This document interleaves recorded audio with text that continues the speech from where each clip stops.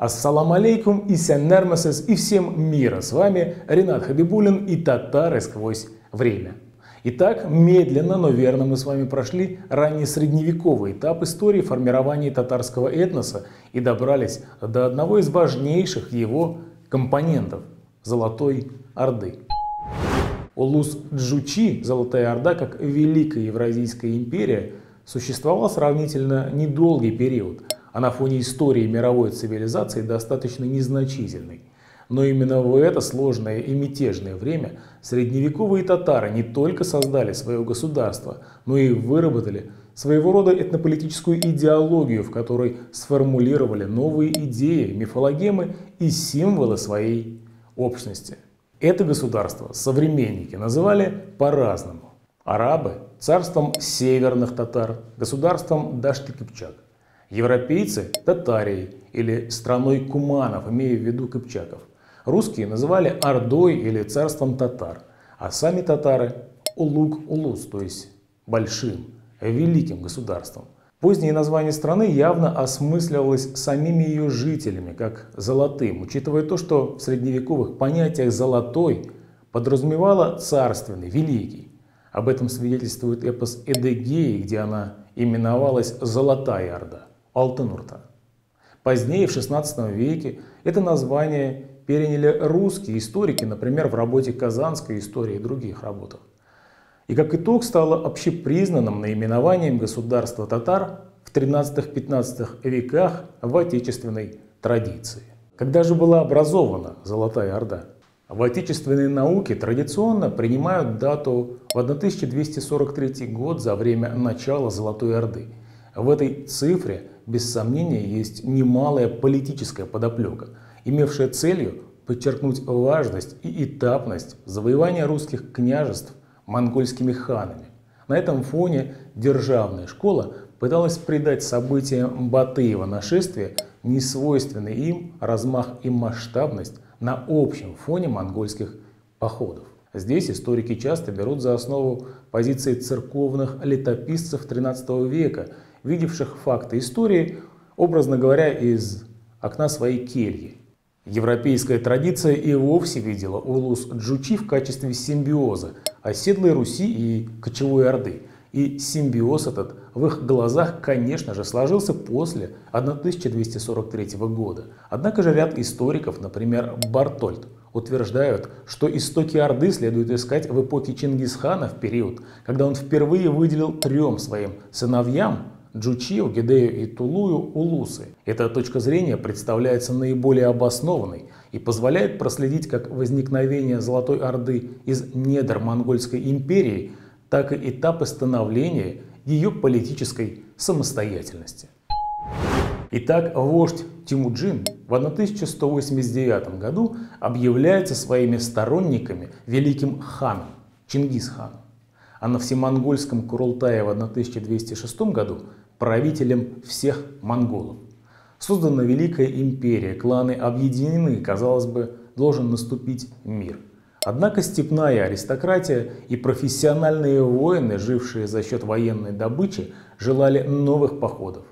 Чем сильнее становилось войско Чингисхана, тем более возрастала зависимость от собственных сподвижников, которым требовались все новые и новые богатства земли и подданные. Таким образом, объединение дало мощный толчок начала грандиозных походов, когда десятки тысяч воинов по приказу потрясителя вселенной ринулись на завоевание соседних государств Нового Света. Современник тех походов, арабский историк Ибн аль-Асир, с горечью пишет о них, как о великом событии и огромном несчастье, подобным которого не приносили дни и ночи, и которое охватило все создания, в особенности же мусульман. Если бы кто сказал, что мир не испытывал ничего подобного, то он был бы правым. Действительно, летописи не содержат ничего сходного и подходящего, и искры этого разлетелись во все стороны, и зло которого разлетелось на всех. Оно шло по весям, как туча, которую гонит ветер. Так писал Ибн аль-Асир. И в этих словах много справедливого, поскольку со времен великого переселения народов цивилизация не знала таких грандиозных изменений. Катастрофическая гибель ее, недавно казавшихся непобедимых, могущественных государств, разгром цветущих городов, опустошение целых областей и невиданные доселе перемещения отдельных родов и целых племен, вызванные монгольскими завоевателями, полностью перекроили карту мира и перевернули историю в новое русло. Что же касается государств джучитов, то начало этой истории было положено еще при жизни Чингисхана, когда после покорения сибирских народов потряситель вселенной выделил Улус старшему сыну Джучи. Изначально это было небольшое владение в Южной Сибири.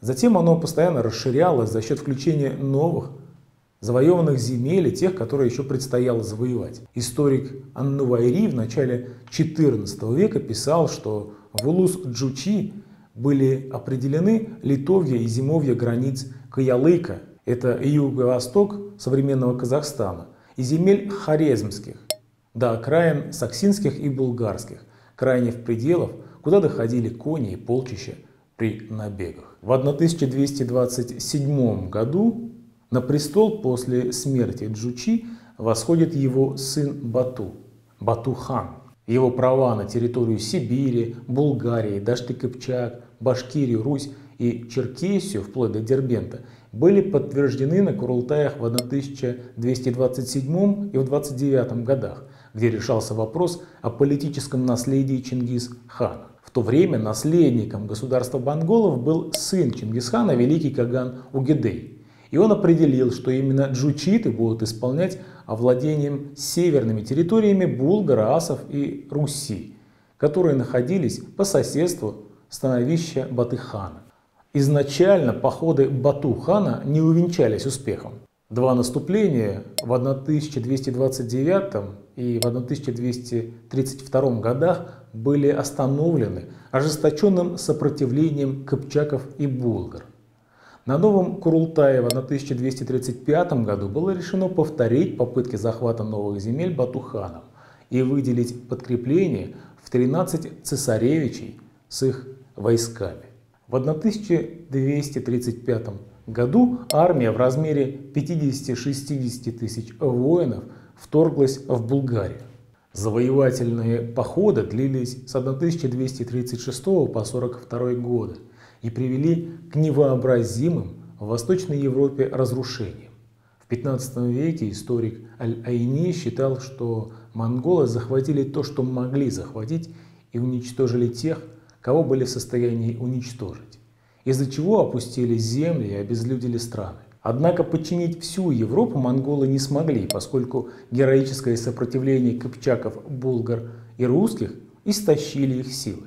Несмотря на многие победы в Венгрии, Польше, Чехии, они все же были вынуждены дойти до Адриатического моря и вернуться обратно в Поволжские степи.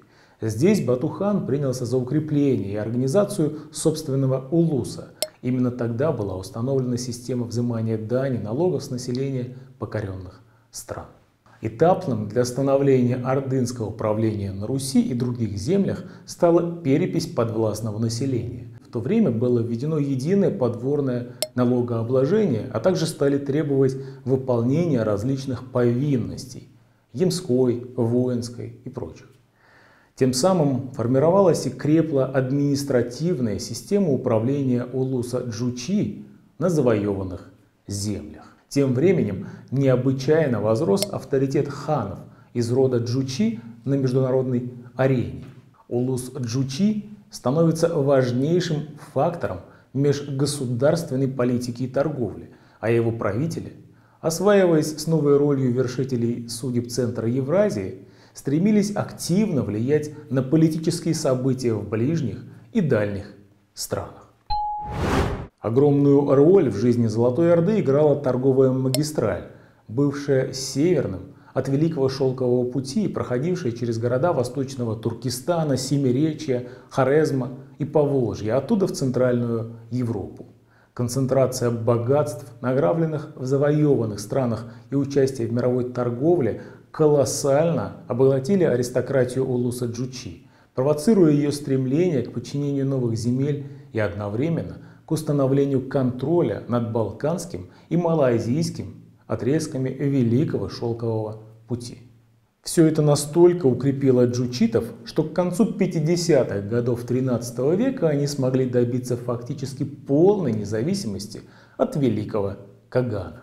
Это выразилось в появлении на монетах хана Берке, великой тамги рода Джучи. Внук Батухана Менгитимур еще основательнее утвердил независимость, когда, придя к власти, подавил сопротивление проимперской знати. Он повел политику на полное отделение от власти великого Кагана. В это время среди наследников Чингис-хана разгорелись междоусобные войны, которые привели к тому, что в 1269 году был созван Курултай, который фактически узаконил распад единой империи Чингис-хана. Стремлением захватить новые земли на Западе и распространить свою власть на караванном пути можно объяснить внешнюю политику Орды во второй половине XIII – первой половине XIV века. Улус Джучи не прекращал военного и дипломатического давления на страны Юго-Восточной и Центральной Европы, даже после завершения грандиозных походов на Польшу, Чехию, Венгрию и Далмацию. Таким образом, становление Улуса Джучи как самостоятельной державы происходило в период с 1207 года по 1269. В это время Золотая Орда прошла путь от удела, выделенного Чингис-ханом своему сыну Джучи в составе монгольской державы, до независимого государства империи джучитов.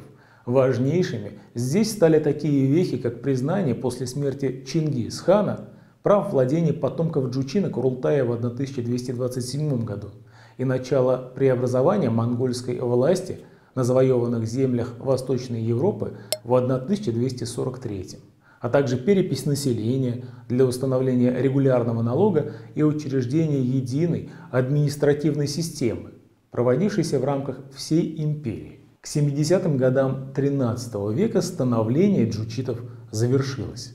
После периода потрясений начался период стабилизации и великодержавия Золотой Орды. Ее ханы не только держали в покорности свои владения, совершая частые карательные рейды на Русь, Булгарию, Хорезм, но и постоянно угрожали соседям – Польше, Византии, Венгрии, Азербайджану.